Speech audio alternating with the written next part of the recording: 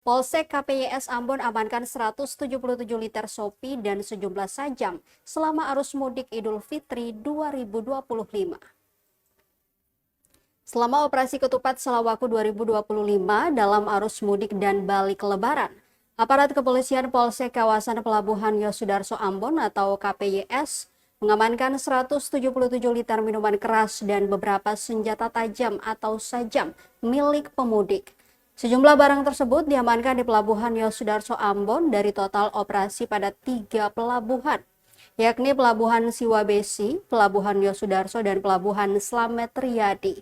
Hal tersebut disampaikan Kapolsek KPYS Ibtu Aris Satria Putra saat ditemui tribunambon.com di Pelabuhan Yosudarso Ambon, Kamis 3 April 2025. Barang-barang yang disita ini terhitung sejak 20 Maret hingga 2 April 2025. Lanjutnya, sejumlah barang tersebut telah diamankan di Polsek KPYS untuk selanjutnya dimusnahkan. Dirinya mengimbau para pemudik setiap melakukan pelayaran agar tak membawa barang-barang terlarang.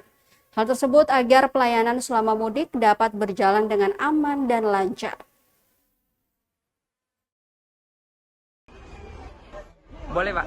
Selama proses operasi ketupat Salawaku 2025 ini, kami Polsek melakukan sweeping razia minuman keras, dan sampai saat ini kami temukan 21 liter sopi dan juga beberapa senjata tajam. Kami menghimbau kepada seluruh masyarakat yang ingin berpergian menggunakan kapal untuk tidak membawa senjata tajam dan juga minuman keras. Download Tribun X sekarang. Menghadirkan lokal menjadi Indonesia.